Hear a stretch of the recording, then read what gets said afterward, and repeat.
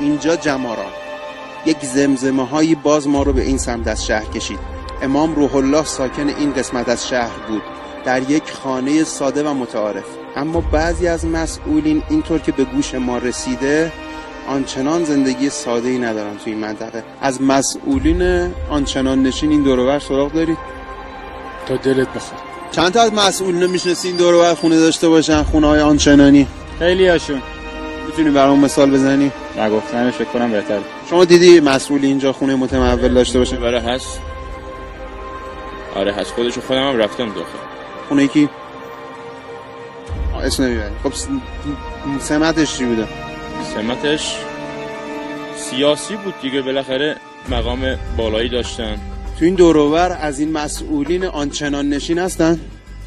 از اون مسئولین آنچنان نشین بله. میتونی برام نام ببری؟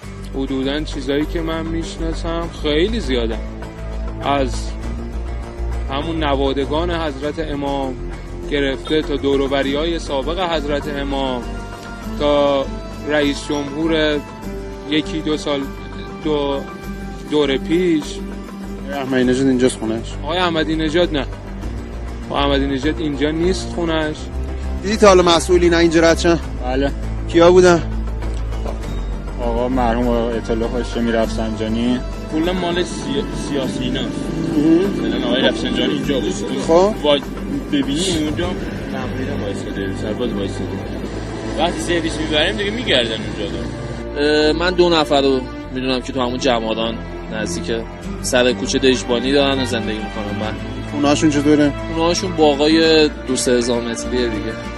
حالا سرانه مملکتی که خیلی حالا اون که همه جا ماشاءالله زندگی میکنن. اینجا لواسون، چون من ساکن لواسون هم بودم و اینا، کلا هر جای تاپ تهران، خارج از تهران، اطراف تهران باشه خب برای ایناست دیگه. خونه زندگیشون چطوره؟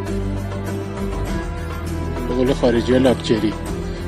گرایشی که پیدا کردن بیشتر حالا اسمشو بذاریم لرد نشینی. بدیش از نظر من این نیست.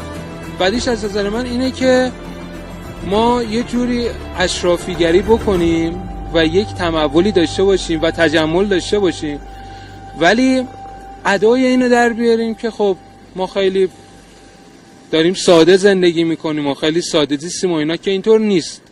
همین قضیه‌ای که هیچ کدوم از افرادی که علاوه ظاهر دارن میگن که ما به فکر شماییم، ملت از ماست، ما از ملتیم، هیچ کدوم در این سالهای که من در اینجا ساکن هستم و از نزدیک میبینمشون حتی نیم نگاهی هم به مردم نداشتن. فقط ثروت‌های میلیاردی رو دیدم و تناقض‌گویی های شدید رو دیدم.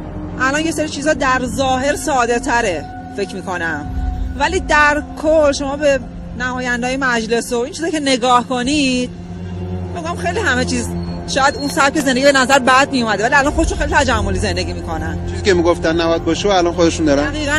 دقیقاً هست. میگم شاید انقدر علنی نباشه، خیلی مردم به چشم نبینن، ولی در واقعیت این چیزا گردن به خاطر شبکه‌های اجتماعی پنهان نمیمونه. مردم اشراف دارن میبینن، متوجه میشن. چند درصد از مسئولای ما فکر می‌کنید مثل امام زندگی میکنن؟ کمم فکر کنم، خیلی هم کم. بعضی خونه‌هاشون خیلی فرق داره با امام. الان که بله مسلمه دیگه این چند تفاوت می‌بینی.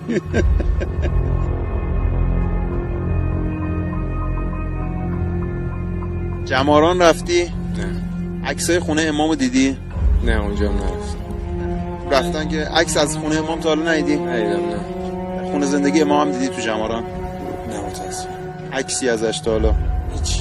منزل مسکونی امام خمینی رو دیدید؟ من دیروز اینجا بودم.